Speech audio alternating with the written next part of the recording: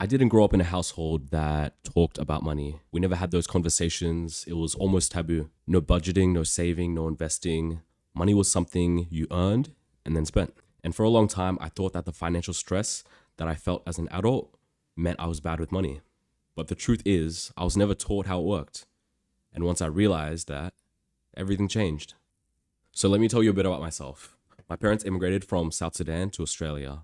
They came here for safety, for stability, for opportunity, but more so to get away from the ongoing conflict at the time. Growing up, money in our household was about survival and comfort. My mom spent money on necessities, food, rent, bills, and enjoying life. She fell into the trap of wanting to satisfy what others think of her. She'd usually, a few things she would buy here and there would be like elaborate TV units, couches, seats, furniture, and things for the house to make us seem like we could enjoy these things. When in reality, we were creeping further and further away from being able to reach that financial freedom. But there was no conversation about compounding money, no long term planning, no idea of building wealth beyond sustaining a comfortable living. And that makes sense. They couldn't imagine a ceiling higher than security because that alone was already a win for them. The difference with our generation is that we see opportunities. We understand the ceiling is much higher.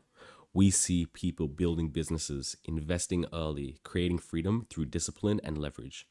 And once I saw what was possible, it became hard to accept just surviving. But no one hands you the instruction manual. I've been employed for about 6 years now, working full time for almost three. Now I'm at the point where I make more money than either of my parents ever did. And yet I was stressed, deep in debt with no clear system and no feeling of control.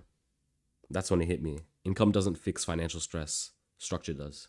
Budgeting was never modeled for me, so I assumed it meant restriction, cutting back, missing out on being able to just enjoy life. When I grew up, I thought it was choosing to not enjoy something right now without the foresight that you're choosing to enjoy something much greater later. But budgeting isn't about saying no, it's about deciding intentionally. When I finally budgeted, I didn't feel poorer.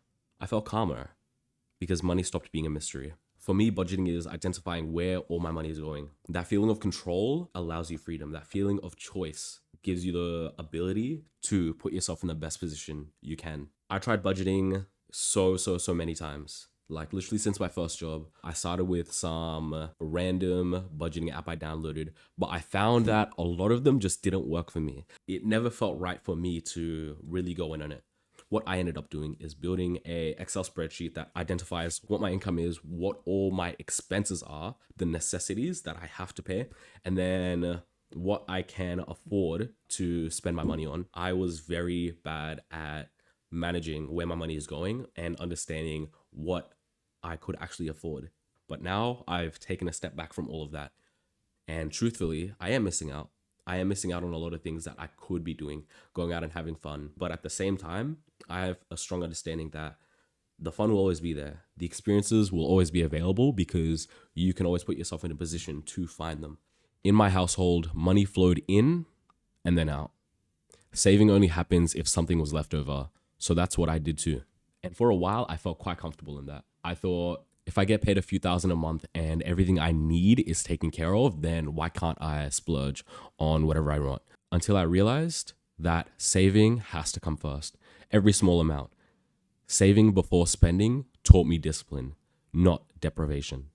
Saving allows you to be able to make those decisions and feel comfortable in that when you do, your financial position has not changed. When you do, you have that peace of mind. I avoided tracking my spending because deep down, I didn't want to confront my habits. But once I did, I understood where my money was actually going. And the awareness alone changed my behavior. What I found was that I was spending so much money on food, going out, especially days like going out to a party, going out to an event, going out to a concert. You'd always expect it's just the ticket price that you're paying. But by the time the night ends, you spent a couple $100 more than you expected because at a concert getting merchandise, that sense of FOMO really gets to you. Or that sense of, oh, let's have a couple more drinks. It's a fun night. There's no reason why not. All of these add up so quickly and will diminish your ability to save, to build these strong habits. And in the end, everything I've gotten out of it, I don't value. Investing was never a conversation in my household.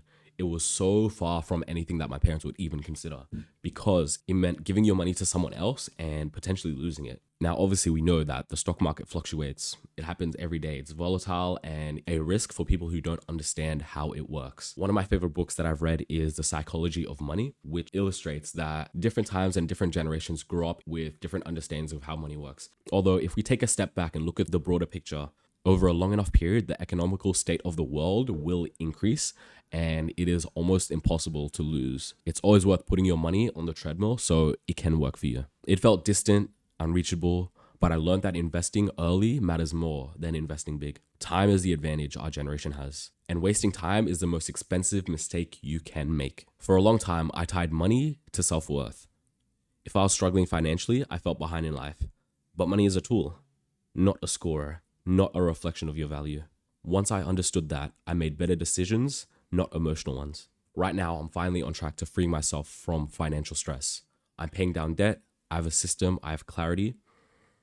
And for the first time, money feels like something I'm using, not something that's controlling me. This is the foundation, not the finish line. And this only happened by taking a step back, identifying what is happening, and putting systems in place that decide the best course of action so I don't have to. If your parents never taught you money habits, that's not their failure. They did the best they could with what they knew. But we have access to more knowledge now, more opportunities, and a higher ceiling. Building something great starts with financial discipline. You're not behind, you're just early in learning what no one taught you. If this video has taught you anything, subscribe and join my community.